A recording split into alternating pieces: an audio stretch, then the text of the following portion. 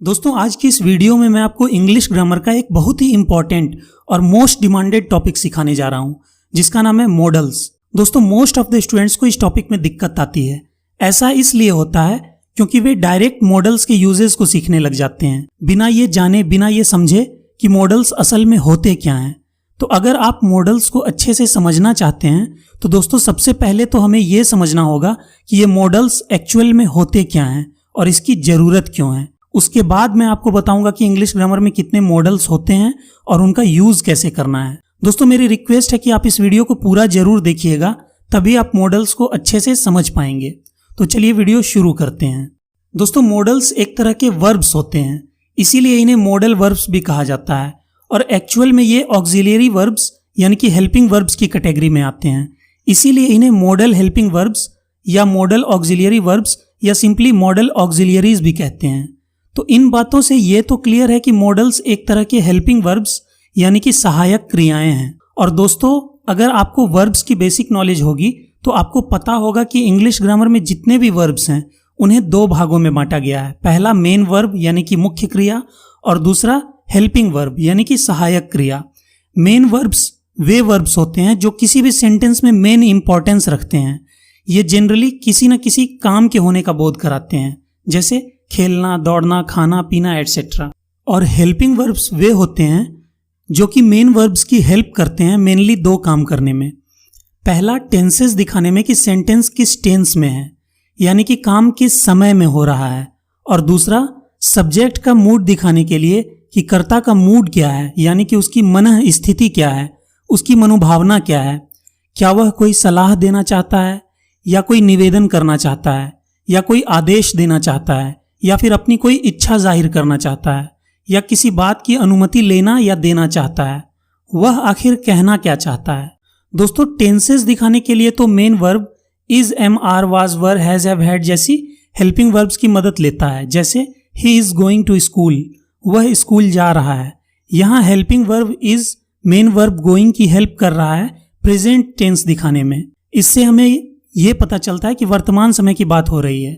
लेकिन अगर हमें भूतकाल यानी कि पास्ट टेंस की बात करनी हो कि वह स्कूल जा रहा था, तो पास्ट टेंस को दिखाने के लिए अब मेन वर्ब गोइंग हेल्प लेगा हेल्पिंग वर्ब वाज की और हमारा सेंटेंस हो जाएगा he was going to school.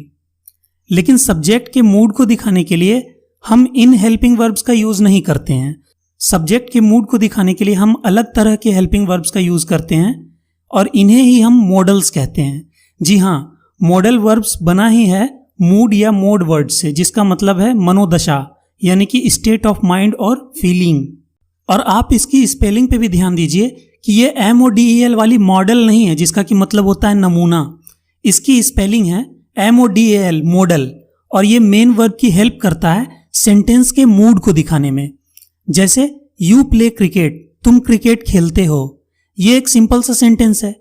अब अगर मुझे कोई एडवाइस यानी कि सलाह देनी हो कि तुम्हें क्रिकेट खेलना चाहिए, तो अब मेन वर्ब प्ले एक मॉडल हेल्पिंग वर्ब शुड की हेल्प लेगा और हमारा सेंटेंस हो जाएगा यू शुड प्ले क्रिकेट। दोस्तों किसी भी हेल्पिंग वर्ब को मेन वर्ब के पहले रखा जाता है, इसीलिए यहां मॉडल हेल्पिंग वर्ब शुड को मेन वर्ब प्ले के पहले रखा गया है। इसी तरह अगर मुझे किसी की एबिलिटी यानी कि काबिलियत बतानी हो कि तुम क्रिकेट खेल सकते हो, तुम में क्रिकेट खेलने की काबिलियत है, तो अब मेन वर्ब प्ले एक अलग मॉडल हेल्पिंग वर्ब कैन की हेल्प लेगा, क्योंकि काबिलियत को दिखाने के लिए हम कैन का यूज करते हैं। इसीलिए हमारा सेंटेंस हो जाएगा यू कैन प्ले क्रिकेट। दोस्तों आप यहां देख सकते हैं कि सिर्फ मॉडल वर्ब के चेंज करने से हमारे पूरे सेंटेंस का मूड ही चेंज हो गया है, पूरे सेंटेंस का मतलब ही बदल गया है। पहले वाले सेंटेंस में हम एक एडवाइस यानी कि सलाह दे रहे थे, लेकिन दूसरे वाले सेंटेंस से हमें एबिलिटी यानी कि काबिलियत का पता चलता है। उसी तरह अगर मैं कहूं यू विल प्ले क्रिकेट, तो इससे हमें एक ऑर्डर या कमांड यानी कि आदेश का पता चलता है कि तुम क्रिकेट खेलोगे। दोस्तों शैल और विल हालांकि फ्यूचर टेंस दिखाते हैं, लेकिन फिर भी इन्हें मॉडल्स के अंतर्गत रखा जाता है, क्योंकि इनसे विलिंगनेस यानी कि इच्छा या ऑर्डर यानी कि आदेश जैसे मूड का भी बोध होता है। दोस्तों मॉडल्स की कुल संख्या 13 है। ये हैं shall, will, should, would, can, could, may, might, must, ought to, used to, need और dare। और ये मॉडल हेल्पिंग वर्ब्स सेंटेंस में मेन वर्ब की हेल्प करते हैं सेंटेंस के मूड को दिखाने में। और ये मूड मुख्यतः 10 तरह के हो सकते हैं। जैसे ये वर्ब्स किसी सेंटेंस में एबिलिटी यानी कि योग्यता या काबिलियत को शो कर सकते हैं। परमिशन यानी कि अनुमति लेने या देने के लिए यूज किए जा सकते हैं। ये एक रिक्वेस्ट यानी कि निवेदन को शो कर सकते हैं। ये किसी ऑफर यानी कि प्रस्ताव या इनविटेशन यानी कि आमंत्रण को शो कर सकते हैं। ये एडवाइस या सजेशन यानी कि सलाह देने के काम में लाए जा सकते हैं। इनकी मदद से हम किसी को कमांड या ऑर्डर यानी कि आदेश या आज्ञा दे सकते हैं। इन्हें हम अपनी विलिंगनेस यानी कि इच्छा या तत्परता को व्यक्त करने के काम में ला सकते हैं। इनसे किसी चीज की पॉसिबिलिटी या चांस यानी कि संभावना का पता चल सकता है। इन्हें किसी को विश या ब्लेस करने यानी कि आशीर्वाद देने अथवा कर्ष यानी कि अभिशाप देने के काम में भी लाया जा सकता है। और इनमें से कुछ मॉडल्स को हम अनरियल कंडीशन या सिचुएशन यानी कि काल्पनिक परिस्थिति को व्यक्त करने के लिए भी यूज कर सकते हैं। दोस्तों, मॉडल्स के यूजेस को सीखने से पहले हम इसके कुछ स्पेशल प्रॉपर्टीज यानी कि विशेषताओं को देख लेते हैं जो इन्हें और दूसरे वर्ब से अलग बनाता है। इन्हें हम मॉडल वर्ब्स के रूल्स भी कह सकते हैं। रूल नंबर 1, मॉडल वर्ब का प्रयोग कभी भी मेन वर्ब के रूप में नहीं होता है। इनका प्रयोग हमेशा हेल्पिंग वर्ब के रूप में मेन वर्ब के साथ होता है। ये अकेले नहीं आ सकते। जैसे इज एम आर जैसे वर्ब्स हेल्पिंग वर्ब्स के रूप में भी आ सकते हैं और मेन वर्ब्स के रूप में भी। जैसे ही इज गोइंग टू हॉस्पिटल, वह अस्पताल जा रहा है। यहाँ गोइंग मेन वर्ब है और इज हेल्पिंग वर्ब। लेकिन ही इज इल, वह बीमार है, इस सेंटेंस में सिर्फ एक ही वर्ब है इज और यही मेन वर्ब का काम कर रहा है। लेकिन मॉडल वर्ब्स के केस में ऐसा नहीं हो सकता। जैसे I will use some money, ये सेंटेंस रॉन्ग है और इसकी कोई मीनिंग नहीं है क्योंकि modals do not convey a meaning on their own. Modals अपने आप में अकेले कोई अर्थ नहीं रखते हैं। इसकी मीनिंग को पूरी करने के लिए इसके साथ किसी न किसी मेन वर्ब का होना जरूरी है। जैसे I will lend you some money, ये सेंटेंस करेक्ट है और इसकी मीनिंग है मैं तुम्हें कुछ रुपये उधार दूंगा। उसी तरह आई कैन 100 किलोज, ये सेंटेंस रॉन्ग है। आई कैन लिफ्ट 100 किलोज, मैं 100 किलो उठा सकता हूं, ये सेंटेंस करेक्ट है। लेकिन दोस्तों, इस रूल के 3 एक्सेप्शंस यानी कि अपवाद भी हैं। यूज टू, नीड और डेयर। यूज टू का प्रयोग मॉडल हेल्पिंग वर्ब और एडजेक्टिव दोनों ही रूपों में किया जा सकता है। वहीं नीड और डेयर ऐसे 2 मॉडल्स हैं जो मेन वर्ब्स के रूप में भी आ सकते हैं। इसीलिए इन मॉडल्स को मार्जिनल मॉडल वर्ब्स भी कहा जाता है। इसकी चर्चा विस्तार से हम बाद में करेंगे। फिलहाल बढ़ते हैं मॉडल्स के नेक्स्ट रूल की तरफ। रूल नंबर 2, मॉडल्स के बाद हमेशा वर्ब की फर्स्ट फॉर्म का यूज होता है। A model always takes the root form of the verb, या दूसरे शब्दों में कहें तो after modals we use the infinitive without to of the verb. यानी कि मॉडल्स के बाद हम मेन वर्ब की इन्फिनेटिव फॉर्म का यूज करते हैं विदाउट टू यानी कि टू के बगैर। जैसे is, am are, has, have जैसे हेल्पिंग वर्ब्स के बाद मेन वर्ब की कोई भी फॉर्म आ सकती है। जैसे I am driving the car, मैं कार चला रहा हूं। I am to drive the car, मैं कार चलाने वाला हूं। I have to drive the car, मुझे कार चलाना है। I have driven the car, मैं कार चला चुका हूं। यहां आप देख सकते हैं कि हेल्पिंग वर्ब एम या हैव के बाद मेन वर्ब ड्राइव की डिफरेंट वर्ब फॉर्म्स यूज की गई हैं। लेकिन मॉडल हेल्पिंग वर्ब्स के केस में ऐसा नहीं होता। इनके बाद हम हमेशा वर्ब की फर्स्ट फॉर्म का ही यूज करते हैं टू के बगैर। जैसे I can drive the car, मैं कार चला सकता हूं, ना कि I can to drive the car या I can driving the car या I can driven the car, ऐसा नहीं हो सकता। उसी तरह यू शुड गो नाउ, तुम्हें अब जाना चाहिए, ना कि you should to go now या यू शुड गोइंग नाउ या यू शुड गॉन नाउ, ये सेंटेंसेस गलत हैं। लेकिन दोस्तों, इस रूल के भी 2 एक्सेप्शंस हैं, ऑट और यूज्ड। इनके बाद आने वाले मेन वर्ब्स के पहले हमेशा टू लगाया जाता है। इसीलिए इन 2 मॉडल वर्ब्स को हम ऑट टू और यूज टू के रूप में निर्देशित करते हैं। जैसे we ought to help the poor, हमें गरीबों की मदद करनी चाहिए, न कि we ought help the poor.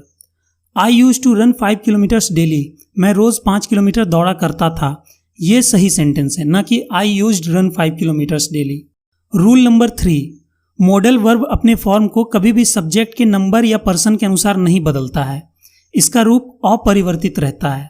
Models do not change their form with number और पर्सन ऑफ द सब्जेक्ट। इसीलिए इनके एस, V1, V2, V3 या VING फॉर्म नहीं होते हैं। इसीलिए कैन्स, कैंड, कैनिंग या शुड्स, शुडेड, शुडिंग इस तरह के वर्ड्स पॉसिबल नहीं हैं। इसलिए जैसे हम सब्जेक्ट के थर्ड पर्सन सिंगुलर नंबर में रहने से नॉर्मल वर्ब में एस या ईएस लगाते हैं, जैसे ही गोज टू स्कूल, ऐसा हम मॉडल वर्ब्स के साथ नहीं कर सकते हैं। जैसे हम ही कैन्स डू इट नहीं लिख सकते हैं, हमें लिखना होगा he can do it.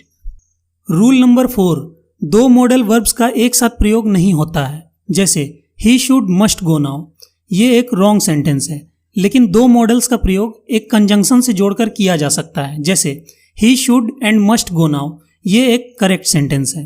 Rule number 5, modal verbs वाले इंट्रोगेटिव सेंटेंसेस या नेगेटिव सेंटेंसेस या क्वेश्चन टैग्स या शॉर्ट आंसर को बनाने के लिए हम helping verbs do does did का यूज नहीं करते हैं। जैसे यू कैन स्विम, इसका नेगेटिव सेंटेंस होगा यू कैन नॉट स्विम, न कि you do not can swim. और इंट्रोगेटिव सेंटेंस होगा कैन यू स्विम, न कि डू यू कैन स्विम। उसी तरह क्वेश्चन टैग होगा you can not swim, can you, और शॉर्ट आंसर हो सकता है यस आई कैन या नो आई कांट। तो दोस्तों ये थे मॉडल वर्ब्स के रूल्स। अब हम मॉडल वर्ब्स के यूजेस को देखेंगे। तो चलिए एक एक करके अब हम देखते हैं कि सेंटेंस के किस किस मूड में हम कौन कौन से मॉडल वर्ब्स का यूज करते हैं और कैसे करते हैं।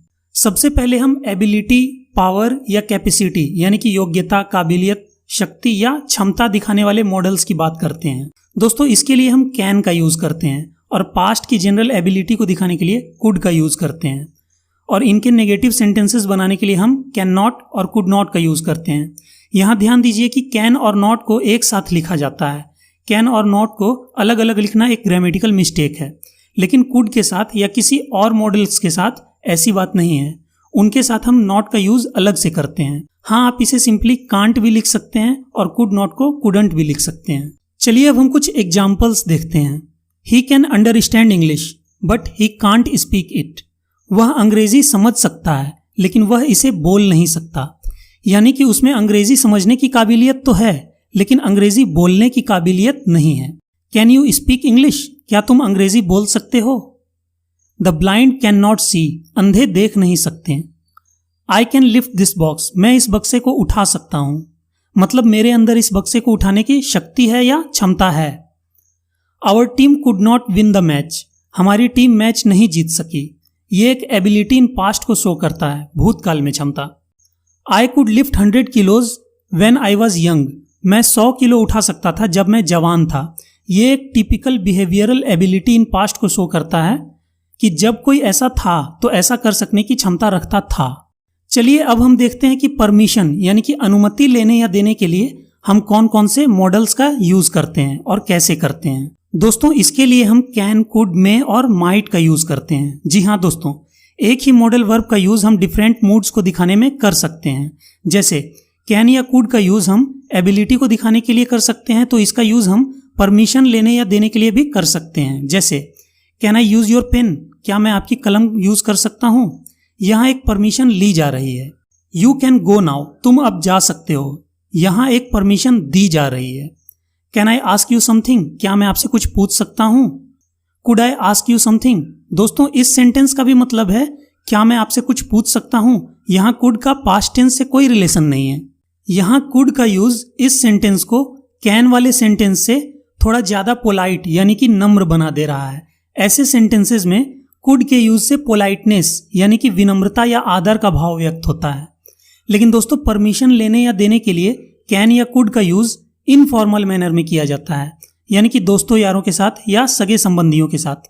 लेकिन फॉर्मल मैनर में यानी कि स्कूल में, कॉलेज में, ऑफिस में या एल्डर्स यानी कि बड़ों से परमिशन लेने के लिए हम मे का यूज करते हैं। जैसे क्या मैं अंदर आ सकता हूं सर, इसकी इंग्लिश होगी मे आई कम इन सर। दोस्तों परमिशन लेने के लिए हम माइट का यूज भी करते हैं, लेकिन इसका यूज तब किया जाता है जब परमिशन लेने में थोड़ी हिचकिचाहट या झिझक यानी कि हेजिटेशन हो, जब हमें लगता है कि इसका जवाब हमें न में मिल सकता है। जैसे क्या मैं यहाँ सिगरेट पी सकता हूँ, might I smoke in here. यहाँ माइट के यूज से थोड़ी हिचकिचाहट का बोध हो रहा है कि क्या पता मुझे परमिशन मिलेगी कि नहीं मिलेगी। इसीलिए ऐसे सेंटेंसेस में माइट में से थोड़ा मोर हेजिटेंट और लेस पॉजिटिव है। चलिए अब हम देखते हैं कि रिक्वेस्ट यानी कि निवेदन के लिए हम कौन कौन से मॉडल्स का यूज करते हैं और कैसे करते हैं। दोस्तों इसके लिए हम can, could, will, would, may और माइट का यूज करते हैं। जैसे can you lend me some money, क्या आप मुझे कुछ रुपये उधार दे सकते हैं? कैन यू हेल्प मी, क्या तुम मेरी मदद कर सकते हो? दोस्तों यहाँ आप देख सकते हैं कि कैन का यूज यहाँ एबिलिटी दिखाने के लिए या परमिशन लेने के लिए नहीं किया गया है, बल्कि एक रिक्वेस्ट के लिए किया गया है। उसी तरह could I have a glass of water, क्या मुझे एक गिलास पानी मिल सकता है, यहाँ कुड का यूज कैन की अपेक्षा मोर पोलाइट रिक्वेस्ट यानी कि ज्यादा विनम्र अनुरोध के लिए किया गया है। दोस्तों रिक्वेस्ट करने के लिए कैन और कुड का यूज हम इनफॉर्मल मैनर में करते हैं। फॉर्मल मैनर में रिक्वेस्ट करने के लिए हम विल का यूज करते हैं, जैसे will you shut the door please, क्या आप कृपया दरवाजा बंद कर देंगे। ये एक फॉर्मल रिक्वेस्ट है। Would you please accompany me to the hospital, क्या आप अस्पताल तक मेरे साथ चलेंगे कृपया। दोस्तों यहाँ वुड के यूज से विल की अपेक्षा मोर पोलाइटनेस यानी कि ज्यादा विनम्रता झलकती है, लेकिन इसके पोलाइटनेस का लेवल कुड से थोड़ा कम होता है। दोस्तों आपने कई बार रेलवे स्टेशन पर अनाउंसमेंट होते हुए सुना होगा, may I have your attention please, जिसका मतलब है कृपया मेरी ओर ध्यान दीजिए। यहाँ मे का यूज सम्मान के साथ निवेदन करने के लिए किया गया है, रिक्वेस्ट विद रिस्पेक्ट। अब अगर मुझे कोई ऐसी रिक्वेस्ट करनी हो जिसमें मुझे थोड़ी हिचकिचाहट यानी कि हेजिटेशन हो, जिसमें हाँ की गुंजाइश कम लगे, तो वहां हम माइट का यूज करते हैं, जैसे might you do me a favour, क्या आप मुझ पर एक एहसान करेंगे। चलिए अब हम देखते हैं कि किसी को ऑफर यानी कि प्रस्ताव या इनविटेशन यानी कि आमंत्रण देने के लिए हम कौन कौन से मॉडल्स का यूज करते हैं। दोस्तों इसके लिए हम विल, वुड और कैन का यूज करते हैं, जैसे will you be my partner in this business. यहाँ बिजनेस में पार्टनर बनने के लिए किसी को इन्विटेशन दी जा रही है, किसी को ऑफर दिया जा रहा है कि क्या तुम मेरे बिजनेस में मेरे पार्टनर बनोगे। उसी तरह would you like to have some coffee, क्या आप कॉफी लेना पसंद करेंगे। यहाँ किसी को कॉफी ऑफर की जा रही है। दोस्तों यहाँ वुड का यूज मोर पोलाइट ऑफर को दर्शा रहा है। कैन आई हेल्प यू, क्या मैं आपकी मदद कर सकता हूँ, यहाँ किसी को अपनी हेल्प ऑफर की जा रही है। चलिए अब हम देखते हैं कि किसी को एडवाइस या सजेशन यानी कि सलाह देने के लिए हम कौन कौन से मॉडल्स का यूज करते हैं। दोस्तों इसके लिए हम शुड, ऑट टू और मस्ट का यूज करते हैं, जैसे यू शुड लर्न इंग्लिश, तुम्हें अंग्रेजी सीखनी चाहिए। You should not consume alcohol, आपको शराब का सेवन नहीं करना चाहिए। दोस्तों शुड से जनरल एडवाइस का पता चलता है, इसमें कोई कंपल्सन यानी कि अनिवार्यता नहीं होती, आप सलाह को माने या ना माने आपकी मर्जी। लेकिन ऐसे सलाह जिसमें अनिवार्यता होती है, कंपल्सन होती है, जिन्हें जरूर माना जाना चाहिए, उनमें मस्ट का यूज होता है, जैसे you must learn modal verbs if you want to improve your English grammar.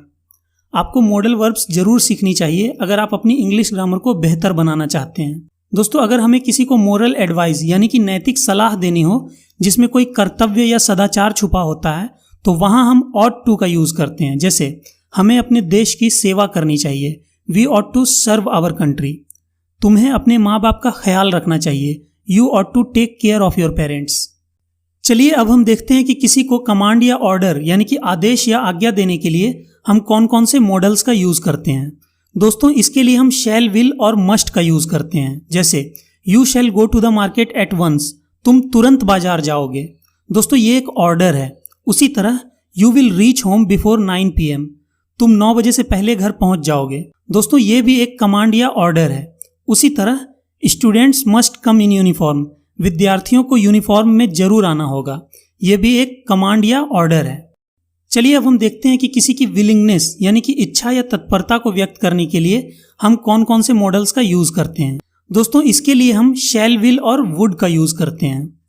दोस्तों आपकी जानकारी के लिए बता दूं कि ट्रेडिशनल इंग्लिश ग्रामर के अनुसार शैल और विल में से फर्स्ट पर्सन यानी कि आई और वी के साथ शैल का यूज किया जाता है और बाकी सब्जेक्ट्स के साथ विल का यूज किया जाता है। लेकिन मॉडर्न इंग्लिश ग्रामर के अनुसार अब सभी सब्जेक्ट्स के साथ विल का यूज हो सकता है। आइए अब कुछ एग्जाम्पल्स देख लेते हैं। We shall go to the party tonight, हम लोग आज पार्टी में जाएंगे। यहाँ शैल हम लोगों की एक विलिंगनेस यानी कि इच्छा को दिखाता है। I will buy a car in future, मैं भविष्य में एक कार खरीदूंगा। I would try my best to help you, मैं आपकी मदद करने की पूरी कोशिश करूंगा। दोस्तों यहाँ विल के बजाय वुड का यूज इस सेंटेंस को थोड़ा पोलाइट बना देता है। I would like to thank mister Verma, मैं मिस्टर वर्मा को धन्यवाद देना चाहूंगा। चलिए अब हम देखते हैं कि किसी बात की पॉसिबिलिटी या प्रोबेबिलिटी या चांस यानी कि संभावना को दिखाने के लिए हम कौन कौन से मॉडल्स का यूज करते हैं। दोस्तों इसके लिए may, might, can, could, should, ought to, would और मस्ट जैसे मॉडल्स का यूज किया जा सकता है, यानी कि कुछ को छोड़कर लगभग सारे मॉडल्स का यूज किया जा सकता है। जैसे the clouds are dark, it may rain today, बादल काले हैं, आज बारिश हो सकती है। दोस्तों यहाँ मे के यूज से हमें पता चलता है कि बारिश होने की संभावना लगभग 50% है। This cloth might be expensive, यह कपड़ा कीमती हो सकता है। दोस्तों यहाँ माइट का यूज लगभग 30% चांस को दिखाता है। माइट मे की अपेक्षा लेस पॉसिबिलिटी को दिखाता है। दोस्तों मे और माइट दोनों का ही यूज फॉर्मल मैनर में किया जाता है, लेकिन इनफॉर्मल मैनर में हम संभावना को दिखाने के लिए कैन या कुड का यूज करते हैं। जैसे we can go for a picnic tomorrow, हम लोग कल पिकनिक पर जा सकते हैं। यहाँ कैन का यूज इनफॉर्मल मैनर में किया गया है और इससे थोड़ी अधिक संभावना का बोध होता है। दोस्तों थियोरेटिकल पॉसिबिलिटी यानी कि सैद्धांतिक संभावना के लिए भी हम कैन का यूज करते हैं। जैसे we can serve our society better, हम अपने समाज की बेहतर सेवा कर सकते हैं। दोस्तों कुड का यूज हम रिमोट पॉसिबिलिटी यानी कि दूरस्थ संभावना के लिए करते हैं जिसकी संभावना बहुत कम हो। जैसे they have agreed but they could change their minds, वे लोग राजी हो गए हैं लेकिन वे अपने मन बदल सकते हैं। दोस्तों कुड लगभग माइट के इक्विवेलेंट है, लेकिन माइट का यूज फॉर्मल मैनर में किया जाता है और कुड का यूज इनफॉर्मल मैनर में किया जाता है। He should be at home at this time, वह इस समय घर पर होना चाहिए। दोस्तों यहाँ शुड से हमें एक पॉसिबिलिटी का पता चलता है। Rohit ought to be here soon, he left office at 7 o'clock, Rohit को जल्द ही यहाँ पर होना चाहिए, वह ऑफिस 7 बजे ही छोड़ चुका है। दोस्तों यहाँ ऑट टू का यूज शुड के सिमिलर वे में किया गया है, लेकिन यह थोड़ा लेस कॉमन है। He would be sleeping at this time, वह इस समय सो रहा होगा। दोस्तों यहाँ वुड का यूज एक गेस या प्रिज्यूम्सन यानी कि अनुमान के लिए किया गया है। दोस्तों स्ट्रॉन्ग पॉसिबिलिटी यानी कि प्रबल संभावना के लिए हम मस्ट का यूज करते हैं। जैसे he must be sleeping in his room, वह जरूर अपने कमरे में सो रहा होगा। चलिए अब हम देखते हैं कि विश, प्रे या ब्लेस यानी कि मनोकामना, प्रार्थना या आशीर्वाद के लिए या फिर किसी कर्ष यानी कि अभिशाप देने के लिए हम किस मॉडल वर्ब का यूज करते हैं। दोस्तों इसके लिए हम मे का यूज करते हैं। जैसे may God grant you success, भगवान आपको सफलता दे। मे यू लिव लॉन्ग, आप लंबी उम्र जिए। दोस्तों इन दोनों सेंटेंसेस में मे का यूज प्रार्थना करने या आशीर्वाद देने के लिए किया गया है, लेकिन मे का यूज हम कर्स यानी कि अभिशाप देने के लिए भी कर सकते हैं। जैसे may you die of cholera, तुम हैजा से मर जाओ। तो दोस्तों फाइनली आइए अब हम देखते हैं कि किसी अनरियल कंडीशन या सिचुएशन यानी कि किसी अवास्तविक या काल्पनिक परिस्थिति वाले सेंटेंस में हम कौन कौन से मॉडल्स का यूज करते हैं। दोस्तों कंडीशनल सेंटेंसेस के सब्जंक्टिव मूड में अनरियल कंडीशंस में हम कुड या वुड का यूज करते हैं। जैसे if I had wings I could fly in the sky, अगर मेरे पास पंख होते तो मैं आकाश में उड़ सकता। If I had money I would build a hospital, अगर मेरे पास रुपये होते तो मैं अस्पताल बनाता। If I were you I would not do that, अगर मैं तुम्हारी जगह होता तो मैंने ऐसा नहीं किया होता। तो दोस्तों आई होप कि आपको अब मॉडल्स काफ़ी हद तक समझ आ गए होंगे और आपके काफ़ी सारे डाउट्स क्लियर हो गए होंगे। फिर भी अगर आपके मन में कोई डाउट या कन्फ्यूज़न हो तो आप बेझिझक नीचे कमेंट बॉक्स में कमेंट करके पूछ सकते हैं।